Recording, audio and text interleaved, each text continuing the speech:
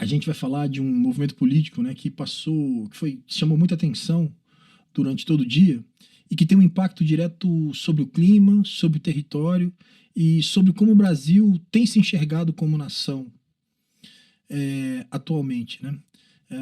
Hoje o Congresso derrubou vetos do presidente Lula que protegiam áreas sensíveis, regulavam o licenciamento e evitavam danos irreversíveis em comunidades tradicionais. E o presidente do Congresso, né, presidente do Senado e presidente do Congresso, usou esses vetos como arma política, né, numa disputa pessoal em torno da indicação do presidente a uma vaga ao Supremo Tribunal Federal. E tudo isso termina na escolha do novo ministro do STF, né? Uma escolha que revela limites profundos do governo. Este episódio de hoje, dentro da linha de subjetividade e poder, ele trata um pouco de como vaidades, ressentimentos e disputas internas modam decisões que impactam a vida de milhões de pessoas. Vamos por partes. Primeiro, a derrubada dos vetos e o racismo ambiental. O Congresso derrubou vetos que protegiam trechos essenciais da Lei Geral de Licenciamento Ambiental.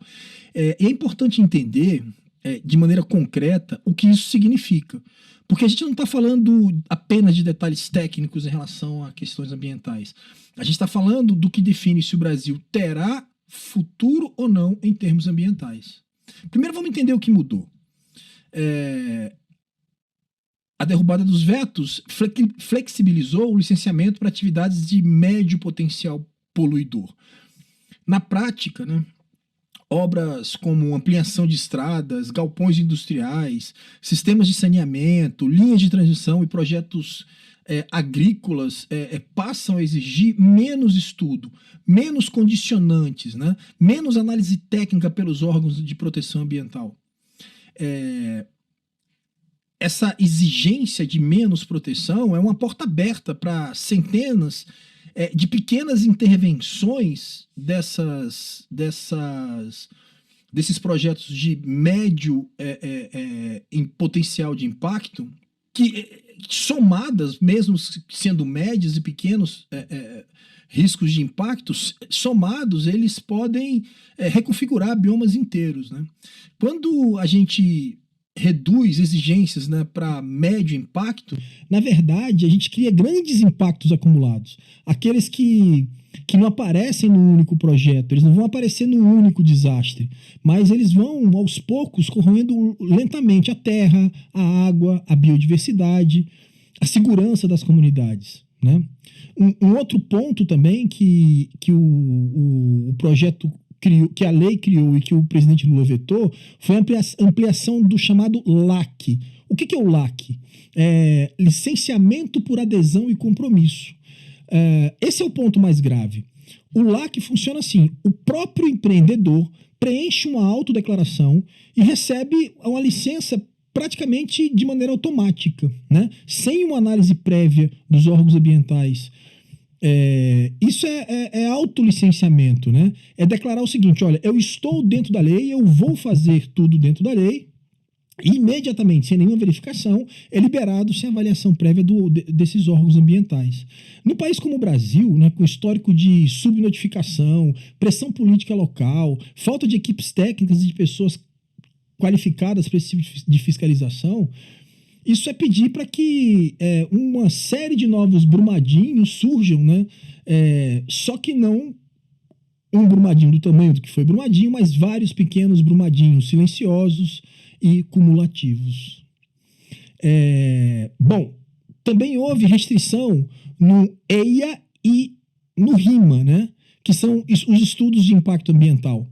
Sem o EIA, né, que é esse estudo de impacto ambiental, e sem o RIMA, obras de médio porte elas podem ser aprovadas sem analisar os riscos de erosão, poluição de rio, impacto sobre fauna e flora, né?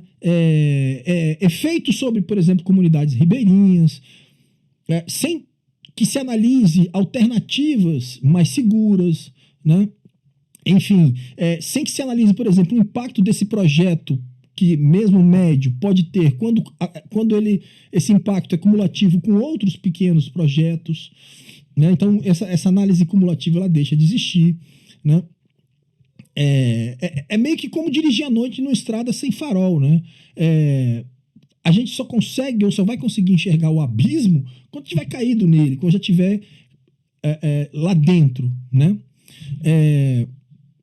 Teve um outro ponto fundamental também, que é muito crítico, que o peso e a importância dos pareceres dos órgãos ambientais e dos órgãos de proteção, né, dos povos originários, como pareceres da FUNAI, parecer da Fundação Palmares, né, e os gestores das unidades de conservação também, né. Então, os pareceres desses órgãos que cuidam desses povos ou dessas unidades de conservação perderam muito peso.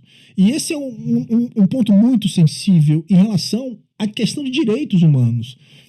Porque territórios indígenas, quilombolas, territórios tradicionais, né, se eles não tiverem totalmente regularizado, eles podem simplesmente não entrar na análise do licenciamento. Então, se não tiver uma regularização formal dizendo, olha, esse território ele é de fato uma terra demarcada indígena ou uma terra quilombola ou de povos tradicionais, eles não vão ser considerados no licenciamento. É como se aquele povo não existisse e não habitasse aquela região, aquela terra que ocupam, né, há alguns casos, há séculos e outros há décadas, né?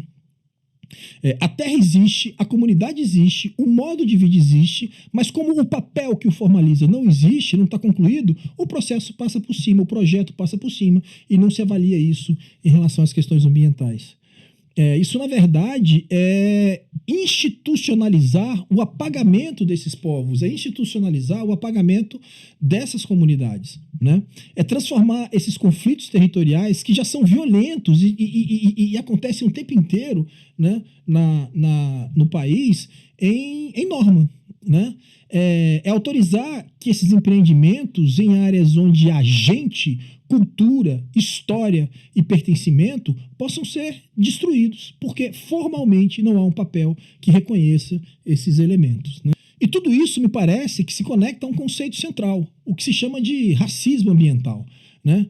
Racismo ambiental significa que os custos da destruição, enchente, deslizamento, calor extremo, falta de água, contaminação, perda de território, nunca recaem sobre os mesmos grupos.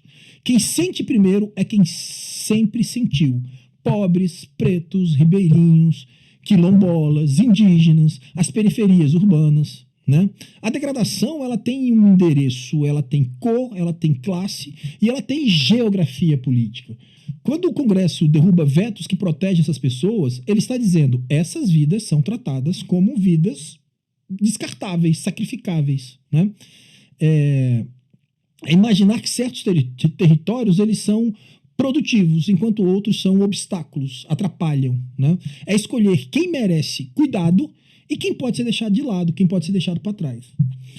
Na verdade, o Brasil vive um desastre ambiental por semana, mas o Congresso age como se desastre fosse fenômeno natural e não resultado direto de decisões políticas.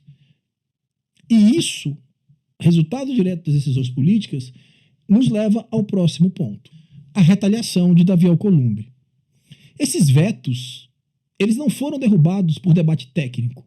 Não houve estudo, não houve consulta ampla, não houve audiência pública, não houve avaliação de risco, não houve diálogo federativo entre os estados e a União. Houve retaliação. Davi Alcolumbre colocou os vetos em pauta, não porque, né, o país sentia a necessidade de discutir licenciamento ambiental ou acabar com os licenciamentos ambientais, não porque a população demandou esse tipo de coisa, mas porque ele precisava se afirmar politicamente depois de se sentir considerado pelo governo federal, pelo Lula especificamente, né?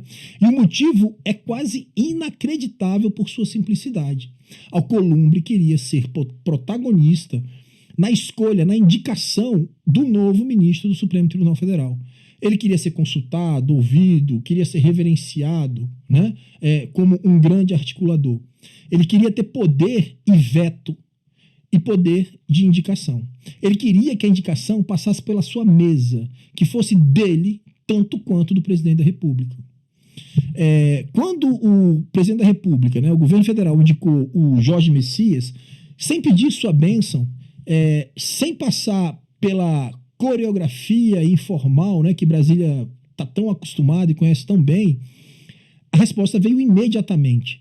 Colocar em votação vetos sensíveis, estratégicos e de altíssimo impacto, né, como uma forma de mostrar força, de mostrar que coelho não se brinca. É política convertida em demonstração de autoridade, né? É a velha lógica: se você não me dá o que eu quero, eu complico sua vida. Eu derrubo um veto, eu libero uma pauta-bomba, eu mexo com a sua base, eu mostro de maneira efetiva que você depende de mim. E isso não é política pública, isso é política de humores. Humores pessoais, humores feridos, humores ofendidos. São humores, são vaidades. Não é exagero dizer, né? O futuro ambiental do país ele foi usado como moeda de troca numa disputa de autoestima institucional. É nesse lugar que estão as nossas instituições. E tem um ponto muito grave, né? E esse ponto muito grave vale a pena ser colocado. A gente não está diante de um conflito técnico, a gente não está diante de um conflito ideológico, ou mesmo programático, né? A gente está diante de um conflito simbólico. É uma luta para ver quem ocupa o lugar de mando, quem manda, quem tem mais poder, quem estabelece os limites do outro, né? É uma luta para definir quem demonstra que pode constranger o outro poder, nesse caso, quem demonstra que pode constranger o poder executivo quando quiser. É política como um palco de performance, né? Performance masculina, diga-se de passagem, de poder, né? Quem humilha, quem controla quem dá o recado mais duro, quem mostra, né, que pode bater com a mão na mesa, né, e que nunca pode ser ignorado. Isso tem um nome, né? Isso é uma política infantilizada, é a política que se guia por ressentimento, por vaidades feridas, né? Disputa por status, gestos teatrais. É uma confusão, né, entre Estado e ego, que transforma o país num tabuleiro, né, que mistura a definição e o conceito de função pública com um instrumento de influência pessoal. Quando o poder funciona nesse sentido, nesse registro, o país inteiro fica refém. As instituições passam a depender do humor do dia desses caras, né? Da leitura subjetiva de quem se sentiu prestigiado ou não. Então, se o cara acha que não foi prestigiado, simplesmente a gente tem um impacto social e ambiental gigantesco, né? E a democracia, em vez de espaço de construção coletiva, vira um palco de demonstração de virilidade política, né? De masculinidade tóxica política. Essas pequenas guerras, né, para ver quem manda mais, pode levar a tragédias. E a gente pensa, né, e pode pensar numa ironia preocupante, né? A briga não era sobre o meio ambiente, nem sobre o Supremo, se a gente for pensar mais a fundo, né? Nem sobre a Constituição. Era sobre o lugar que cada um ocupa na hierarquia não escrita que existe na Corte de Brasília. Era uma briga por poder, por vaidade de poder. Então, era sobre vaidade, era sobre orgulho, sobre uma necessidade de reafirmar o próprio tamanho, o tamanho do seu ego, né? A disputa por um poder simbólico. Quem é reconhecido, quem é necessário, quem é central. E essa briga ela custou ao país salvaguardas ambientais que poderiam prevenir tragédias, proteger comunidades, reduzir danos climáticos, né? E logo depois de uma COP realizada aqui no país, né? E isso precisa ser dito assim, com todas as letras. A política brasileira opera muito mais pela lógica das relações pessoais do que pela lógica da responsabilidade pública. Assim, quando a gente tem gestos, né, de ofensas e recompensas de ego, quando esses gestos definem as grandes decisões, a técnica deixa de ser relevante, né? O país vira refém desses egos e dessas vaidades. A democracia vira um palco, né, de autoritarismo disfarçado de negociação. E por fim a gente chega no último ponto, né, que é a indicação de Jorge Messias ao STF, que é o terceiro movimento que estaria em tese como pano de fundo para essa decisão do Alcolumbre, mas que no fundo a gente pode, a gente viu no tópico anterior que não é bem assim, né? Bom, primeiro, quem é Jorge Messias, o indicado do Lula para a vaga do Supremo Tribunal Federal? Bom, Jorge Messias é um pernambucano, né? Ele fez Direito na Faculdade de Direito de Recife, que é da Universidade Federal de Pernambuco. Ele é mestre e doutor em Desenvolvimento, Sociedade e Cooperação Internacional pela UNB. Veja, o mestrado e o doutorado dele não são na área jurídica, né? Especificamente na área jurídica. Ele é um procurador da Fazenda Nacional, né? Assim, já há alguns anos. Ele passou no concurso para a Advocacia Geral da União e ele fez carreira ocupando cargos estratégicos, né, na República. Ele foi subchefe de assuntos jurídicos da Casa Civil no governo Dilma, e aí nessa época ele se tornou conhecido a partir daquela gravação ilegal que foi feita, né, da presidente Dilma com o então ex-presidente Lula. Depois disso ele foi consultor jurídico em ministérios, procurador do Banco Central, foi procurador do BNDES, enfim, ele tem uma carreira consistente e sólida, né? Ele tem currículo e principalmente experiência de Estado, né? Ele tem com isso também algum trânsito institucional, todos esses órgãos que ele trabalhou, então ele conhece bastante esse meio, né, da administração pública e é visto principalmente como um quadro muito leal ao PT, né? E à estratégia do governo. Muito leal ao PT e à estratégia do governo. Mas justamente por isso é importante separar duas coisas: capacidade técnica e excepcionalidade. Juridicamente, Messias, sim, cumpre os requisitos constitucionais. Tem trajetória sólida, conhece como poucos o funcionamento da máquina pública, como eu falei, né? O problema não é ele não ter qualificação, o ponto é outro. Ele não é um nome excepcionalmente forte juridicamente, né? Ele não é uma excepcionalidade jurídica. Ele não é uma referência central em nenhuma área do direito. Ele não é um autor de obra que tenha, né, reorganizado o debate constitucional no país. Não é alguém que no meio jurídico seja visto assim como um grande formulador, né, de teses, né, da sua geração, enfim. Essa escolha ela foi essencialmente política.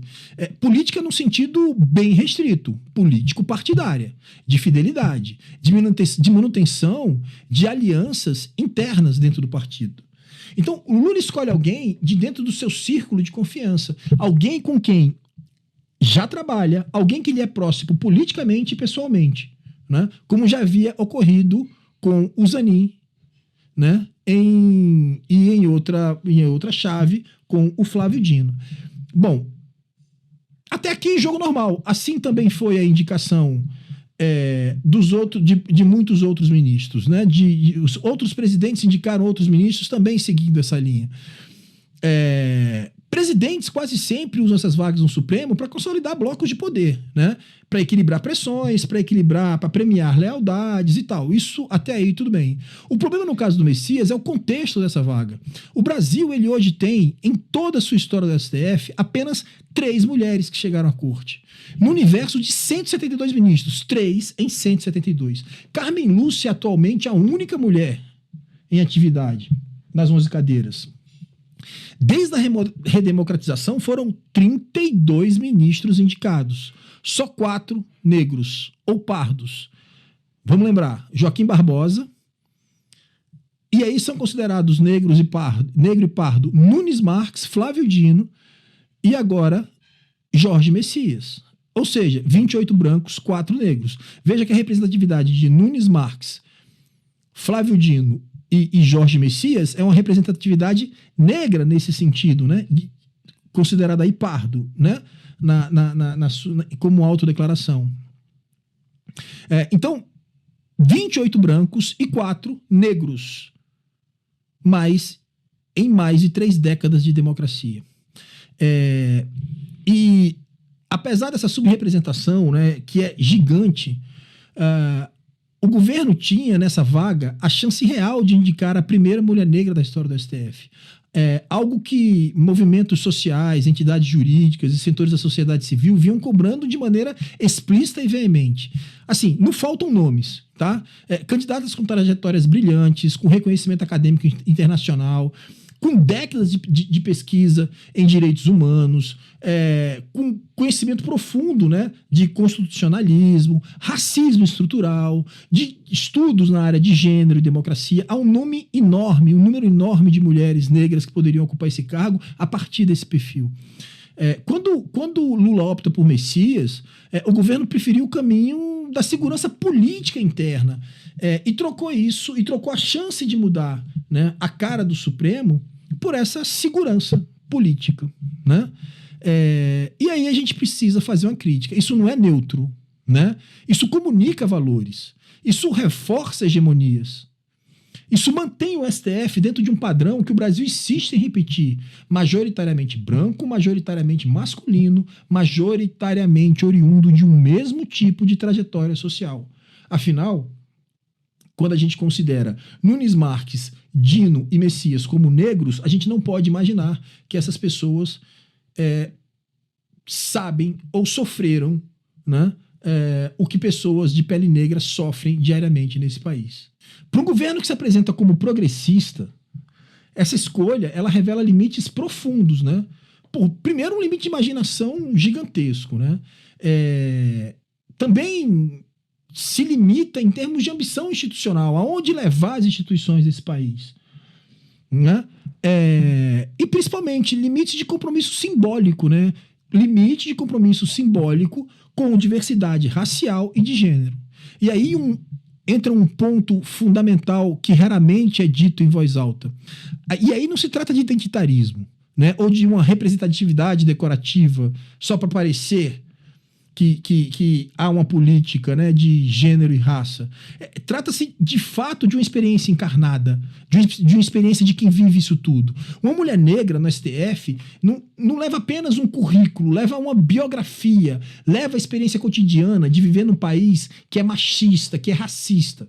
Ela leva para o Supremo a percepção fina da violência, né, daquela violência que não aparece nas estatísticas, mas que atravessa o corpo da mulher negra todo dia. Abordagem policial diferente, desconfiança em espaços institucionais, né? Questionamento constante da sua própria competência. Essa experiência ela não substitui o conhecimento técnico, é verdade, mas atravessa o conhecimento técnico e qualifica o conhecimento técnico, né? Essa experiência muda a forma de olhar para casos de violência de gênero, muda para a forma de olhar para discriminação racial, para política criminal, né? Para política antidrogas, políticas de cuidado, direitos reprodutivos, né?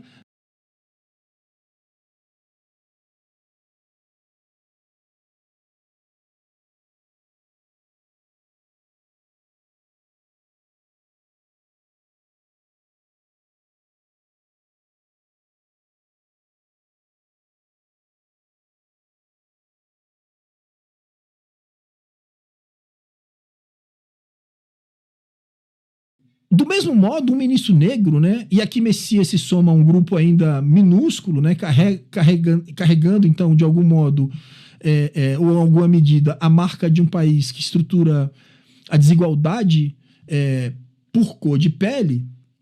Do mesmo modo, o ministro negro levaria todos esses elementos para o STF. Mas um ministro negro que tenha vivido esse processo, que tenha sentido, né, todas essas conjunturas que eu citei anteriormente.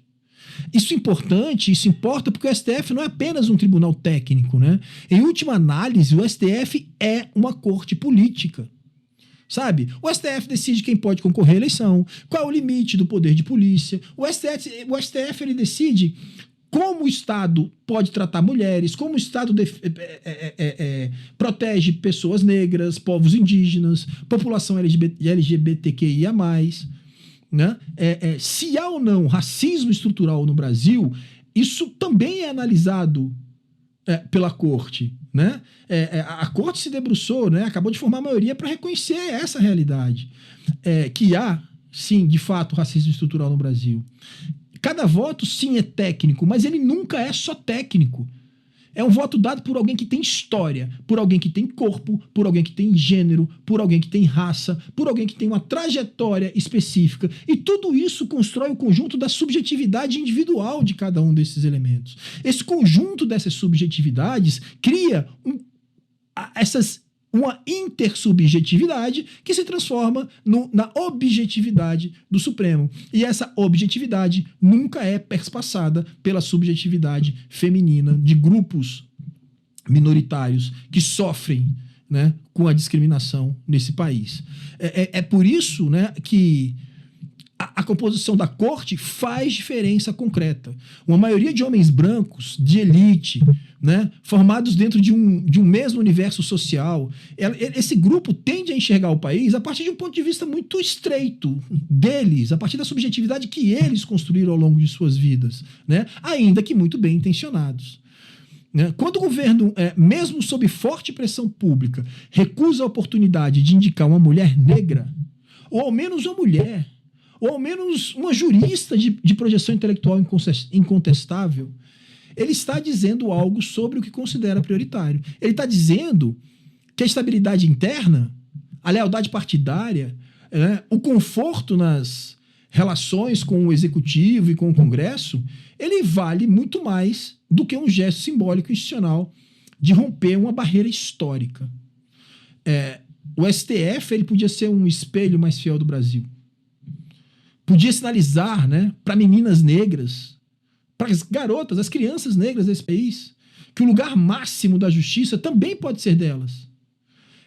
Assim, o STF podia reforçar na própria composição aquilo que a Corte começa a reconhecer em suas decisões. A existência de racismo estrutural, de desigualdade de gênero, de violência histórica. Mas com essa indicação, o Supremo vai continuar refletindo apenas uma parte do país, né? A parte dominante, que não é maioria, né? Ao contrário, que é a minoria. E é aqui que a crítica se fecha. Não se trata de negar mérito individual ao Jorge Messias. Provavelmente vai ser um bom ministro. Nem de reduzir a discussão a uma escolha certa ou errada. Trata-se de apontar e de olhar, né, que no momento em que havia chance real de mudar a estrutura, o governo escolheu reafirmá-la. Escolheu o previsível, o confortável, né, o já conhecido, o normal. E essa escolha, né, no campo da subjetividade, diz muito sobre os limites do nosso progressismo, né? A gente quer mudança na superfície. Muitas vezes, a gente vai preservar intacto o núcleo duro das hierarquias que nos trouxeram até aqui. Ok? E para fechar, né? Quando juntamos os 3 movimentos da semana, a derrubada do veto ambiental, a retaliação do Alcolumbre e a indicação de Messias, o quadro é muito claro, né? O Brasil ele negocia o próprio futuro como se negociam cargos em Brasília, né? Os territórios viram fichas, clima vira recado político, Supremo vira acomodação política interna, né?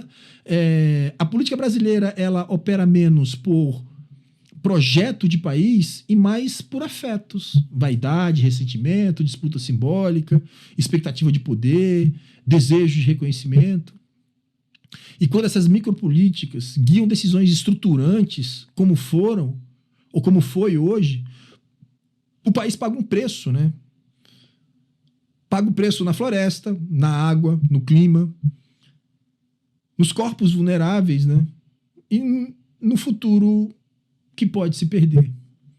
O Brasil precisa de grandeza, mas parte da sua elite política ainda insiste em operar na escala da pequenez. Bom, se curtiu esse vídeo, curte aí, compartilha, assina, se inscreve no canal, que toda semana vai ter um vídeo como esse para a gente refletir e pensar a respeito desses temas. Muito obrigado.